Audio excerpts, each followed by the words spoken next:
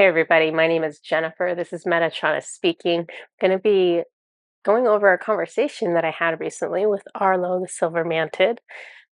We have both the kitties in the vicinity today. Sorry, I'm like trying not to cover my mic, but also show you this little guy. He's like purring. He wants love, but he also wants to chew on all the cords. Yes, I want to chew on all the cords so nobody can hear anything out of this mic. Okay. I'll pull my notes up. So Arlo, I miss him. I love that guy. I don't talk to him very much.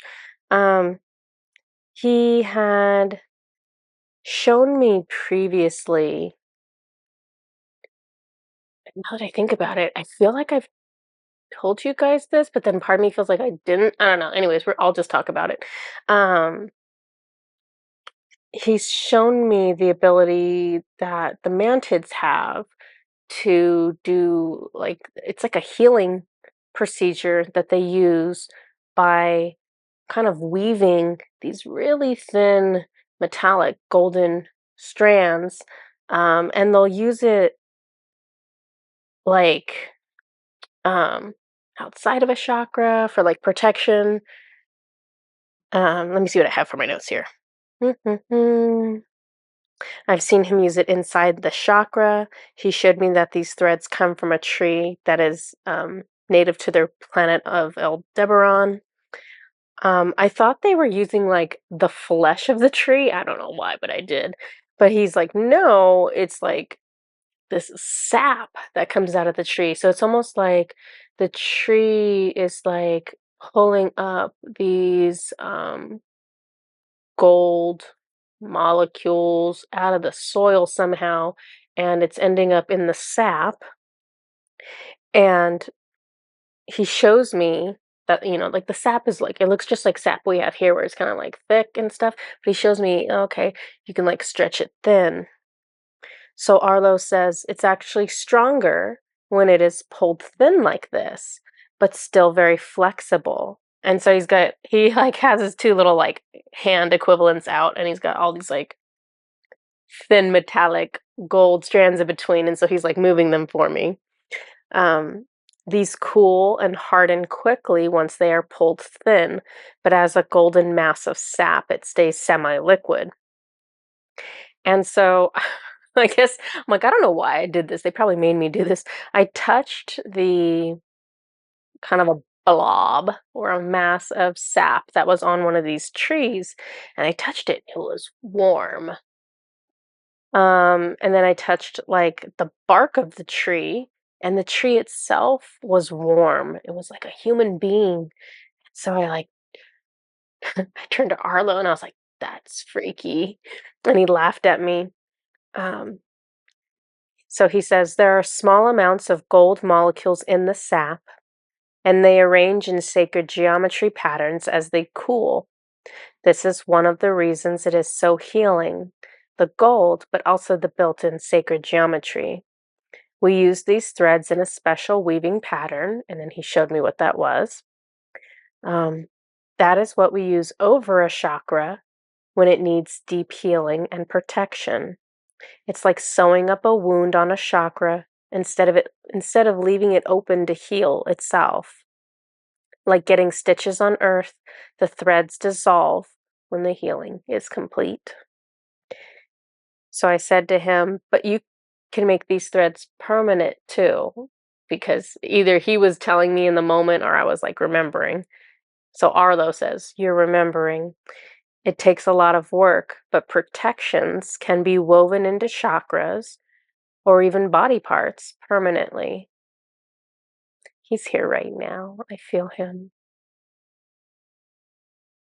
He always shows up on my right side, but more forward than Odin or Metatron. And you guys can't see this, but I have somebody who's like, he likes Arlo too, because he's like, it's time for pets, right? He was like standing on my lap asking me to pet him instead of talk to you guys. I'm not going to get any work done. Good boy. Okay. So he said that these threads can be like used permanently in chakras as protections. And so he tells me this, and then I'm just like, okay, I'm trying to think of how I'm supposed to use this because like nothing is ever brought up accidentally from my guides. If something's brought up, it's like, this is important right this very moment, and we're going to use it. Um, so I said to him, "You're going to make me something permanent?" And he says, "Yes," and he smiles um, energetically because their faces don't move. And he said, and I said, where will it go? And he's like still just like smiling at me. He wants me to like figure this out. So I'm like, okay. And I asked him, is it only protective? And he said, no, it connects a person to God, to the source of all understanding. And I was just like, I already talked to Creator like really easily. And then I realized Arlo is the reason I talk to Creator so easily. And so this is what he was waiting for. He was waiting for this aha moment. I was like, you did that. You must have given me something permanent before I could even really channel. And I was like, where is it? And so he um, shows me myself. So I can see like on my head, this is really hard to explain. It looks like chainmail, just like those little, ouch, sorry, Oliver's like clawing me. Um, looks like metal chainmail, but in gold. And so it's like completely covering the top of my head. And then it kind of comes down in these like delicate, like little swoops across the forehead. And then it kind of like swoops like down the sides of the head. Um, and it comes down all the way to the top of my shoulder. So it's like here, it comes down to here, and it's around all the way in the back, all the way in the back, all the way to here. Um, it looks like it's made for an empress or a goddess. It's beautiful because it's this really, really fine metallic gold, and it's like really delicate artistry that he used. And so I was like, oh, I should have known. And I said, that's way cooler than whatever I was expecting. And then I asked him, can you make me something for like my shoulders and like my arms, like down to my hands, to impact my healing so that I can tap into God's energy when I heal? And he ended up doing this very much so because I've been working. Um, it's funny because I did the most recent video that I did before this one. Oliver, stop! He keeps trying to bite me. Um, the most recent video I did right before this one was talking about healing with Ra, and that me channeling that and me like communicate having an actual conversation happened after this one. I'm recording them in reverse order. So I guess it shows you that it worked. So anyway, so I asked him if he could help make me something to help me heal better when I'm working with God. So before I can finish asking him, I can already see it. So it's like, I don't know if he just made it that fast or if I already had it or what, but it was like really cool. So it was like exactly what I asked for. So it was like kind of like little shoulder plates almost covering the shoulders and then swooping down the arms, and it like connected. It was literally like metal chains like swooping down the arms and like connecting around like the middle finger and kind of like still covering a bit of the hands, but like coming up to kind of like a point here at the middle finger, and there was like a loop that went around the finger to kind of like hold it into place. Um, let's see.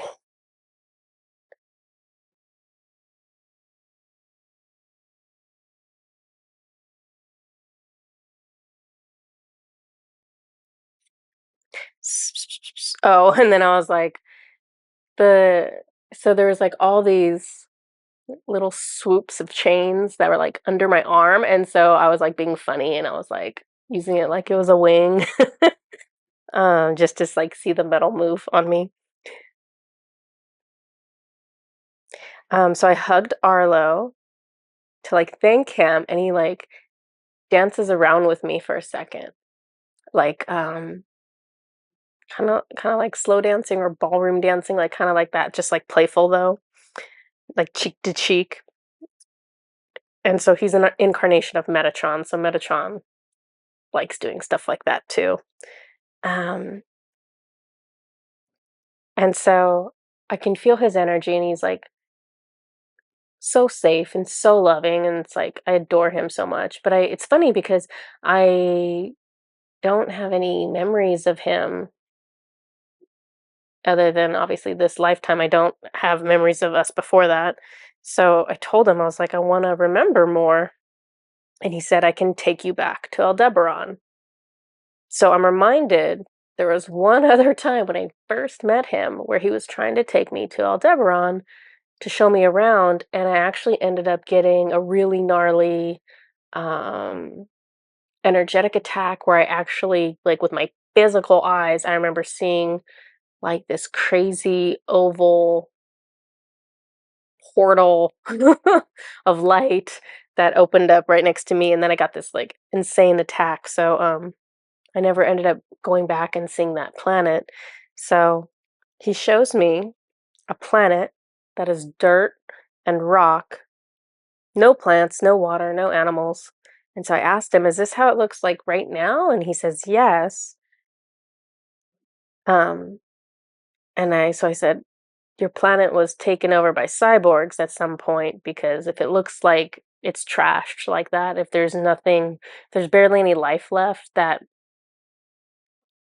means the cyborgs have been there. They've taken all the resources, they've killed all the people. Like it's the same way if you think of all the planets in our solar system. Think of how all of them look except Earth. They're all wastelands. They're all rock and dirt and nothing. They were not always that way. They once looked like Earth. They they were invaded. They were destroyed too. Um so he told me it was like, and I don't know how this works because their concept of time I think is different than our concept of time. I think um because everyone who's, let me make sure this is right. Everyone who's incarnated has a concept of time, but even their concepts of time are different. So, you know that like cosmic egg idea where it's like, and I don't even know anything about it, so it's hard for me to try to explain it, but something about the way creation is set up and the way time is amongst all of creation. The way we experience time on Earth is different than the way you would experience time on a different planet. Um, and then there's outside of creation when you're not in this cosmic egg where there is no time. So everything's kind of funky. But he tells me it's 500,000 years ago that they were attacked. And so I'm like, what? um, and I was just like, 500,000 years ago. And then in my mind, I'm like, it's been 500,000 years and they haven't rebuilt? Like, what the heck is going on? So I was asking him, like, are all of the takeovers on planets that long ago? And he was like, some of them.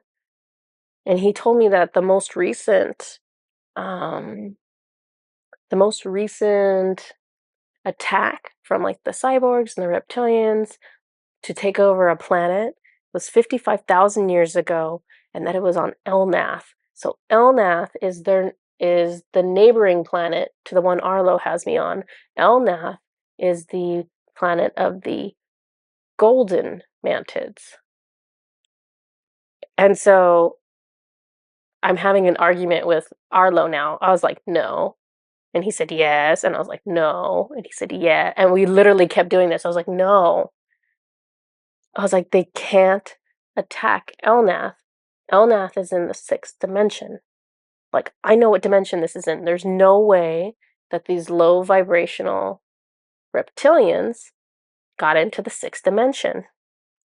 And so I say that to him, and he just waits. And I was like, and so he's feeding me the information, and I said, they figured out how to fake a vibration to get into other dimensions that are higher than they are? And he said, yes. And I was like, what the, and then I cussed. It's like, what the heck? But that's not what I said. I said, have they figured out 70? And he said, yes. All of them, all of the dimensions. And so I was like legitimately freaking out from that because it seemed like there was kind of a barrier in place before where it's like, okay,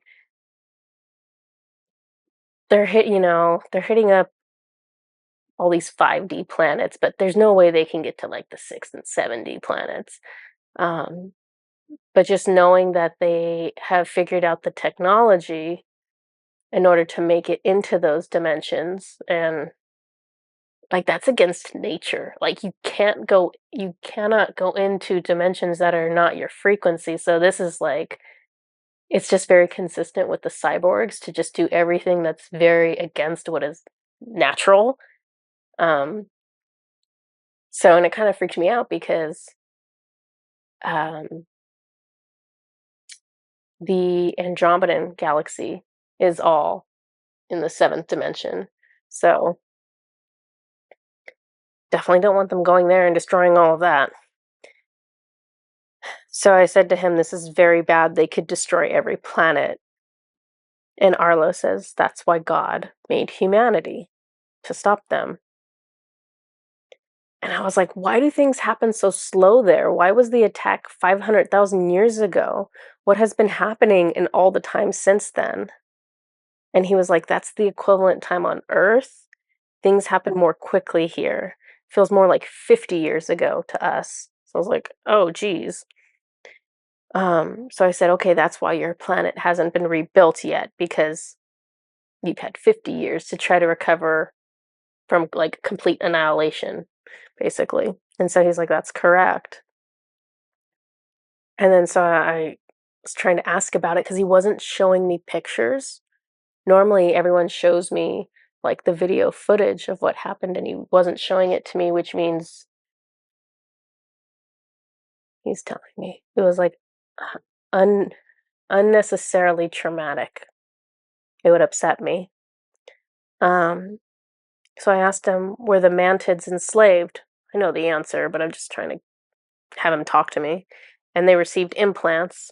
And he said, yes, they had to create an implant that could block telepathy because we could still communicate otherwise. So it's interesting to see them, how they attack groups now versus how they first started attacking groups. It's gone from being um, like the first attacks on the first planets, it was very militant. It was very like physical with weapons, and we are taking over and we're forcing you to do things. And the way they do things now, they lean much more into technology, and they just fight wars in a smart way. Um, I asked him, were there specific resources that they wanted, or were they just going to take over your planet regardless? He said they came with a purpose. There are large copper deposits on Aldebaran. They dug every last bit of it up, using the Mantids as labor. They killed everyone when they were done. And so I asked him, like, how many green Mantids are left? And he said, about 200. We were scattered on other planets, and some were able to remain hidden, but not many. And so think about this. Think about Earth. Think about if some group came in and changed Earth from what it is right now to rock and dirt.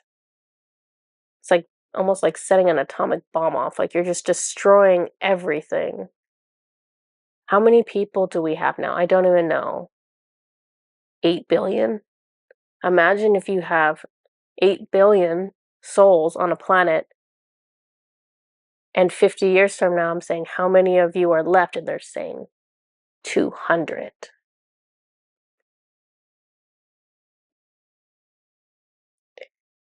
So I asked, is their intention genocide as much as it is stealing resources? And he says, yes. I asked him if they had been to every 5D planet, and he said yes. And we started arguing again. I was like, the Pleiades? And he said, yeah. And I told him, but every time I've seen the Pleiades, it looks fine. It looks normal. And he says they have had time to recover. And then so I started like, I started being very human and I started accusing people of stuff. I'm like, where was the GFL? Why didn't they protect you? The Galactic Federation of Light, the GFL. Arlo says they cannot take life to save a life, which we know. We've come across this before. And I was mad and I said, what good are they? Like, what good is it to have a Galactic Federation of Light if at the end of the day, they're going to come in and they're going to wipe out a planet? So my notes to myself, which is what they're telling me, but they are telling me, I say, clearly I have not reached a high enough vibration to understand this viewpoint. And that's them channeling to me. That's them saying, Jennifer, you have not reached a high enough vibration to understand the viewpoint of no violence. Arlo says they intercept a lot of spacecraft that would otherwise land on Earth. They do have ways of peacefully helping.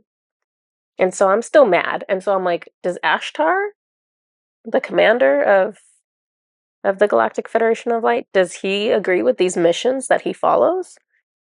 And Arlo says no. He struggles with it. And he explains that Ashtar struggles with it because Ashtar is originally from the Andromedan galaxy, from the planet of Gana. He is elven. He's got little pointy ears. So that is a 7th dimension planet. So he's originally 7D. When he's in the Milky Way galaxy, when he's on his spacecraft, his starship, his vibration is lowered to about 5D. Not because of something he's doing. It's the environment. It's the vibration of the galaxy is essentially mostly 5D. There are some 6D planets. There is a 3D planet, Earth, but most of them are at 5D. So it takes his 7D emotions and thoughts and existence and is pulling it down to 5. So then he's more susceptible to thinking a 5D kind of thought, such as, I really just want to go in and like shoot all the bad guys and like rescue these people who are being harmed. So he was just saying like Ashtar struggles with it, but it's because his vibration's being lowered. He's susceptible to lower than 7th dimensional thoughts and emotions.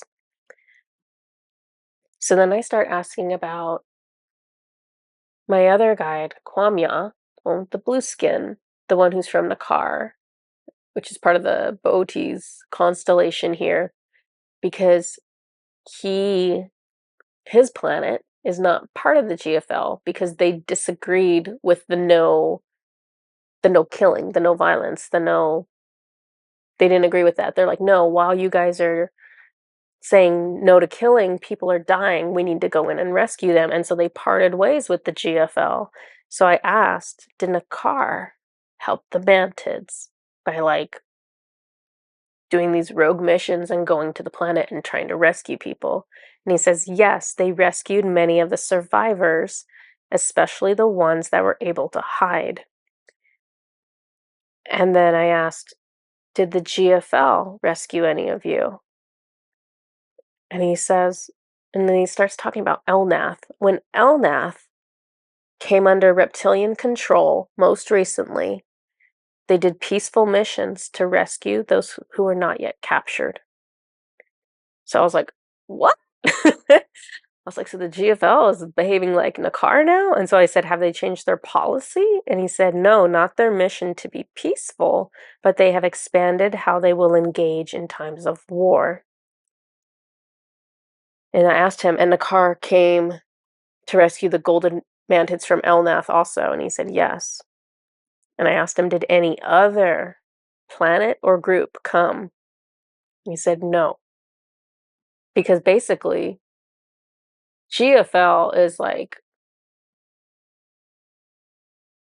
they're supposed to be the heroes out there. They're supposed to be the volunteers from all over. They're supposed to be the united front that is put forward. So there aren't these other like little side rogue groups, except for literally like Nakar. When I see them doing missions, okay, you have to understand. When I see the GFL, there's these massive, massive starships, and I don't even know how many he has in his fleet. There's more than one. It's at least three that I've seen that they have for the GFL. When I see Nakar, so if this is the size of the GFL spaceship, like this is the size of Nakar's spaceship. Like they're using like something that fits like how many? He says 12. Like 12 like 12 of them, and then there's room for, I don't know, maybe like 12 people that they can rescue, something like that. So it's a very small starship. It's not freaking the GFL where it's like the GFL is like one of those like crazy cruise ships where like there's always another room, there's always another floor, like it just keeps going and going and going. The GFL is like a flying city, like it's own, it's a beast. So it's kind of crazy that these little rogue spaceships are going in there and trying to help out. Um, so I was asking him, did anyone else come? And he said no. And I said, and the car feels like a bunch of heroes to me. Like that feels like the real heroes to me. Um, and Arlo says, you have incarnated there and been part of rescue missions for Lyra, which I know about. I remember I saw it because I saw my own death. I saw me as like, I was on the car. I was Nakarian, and Kwamia and I were both on the same mission. And as soon as I like got released out of that like spaceship to go help whoever was on the ground, it was like chaos and people were being killed, and I was not prepared, and I was so distracted by seeing people being murdered that I was killed. Um So he says you had several lifetimes with Kwamya's soul where you joined Nakar's galactic force to rescue those from war. And so I asked him if most of the time we were successful. He said yes. And I asked him, how long does it take to rebuild a planet? And he said, Aldebaran will take at least another million Earth years. And I said, what about the animals and the plants? Were they all wiped out, or are there like enough to like replenish the planet again? And he says that they have enough, although what he showed me was literally like dirt and rock, that was it. But he says they have enough, it's just a slow process. I wonder too if they're going to be, yeah, they're going to be probably introducing plants and animals back onto the planet from other planets, because probably, okay, all is what I was going to say most, but he's saying all.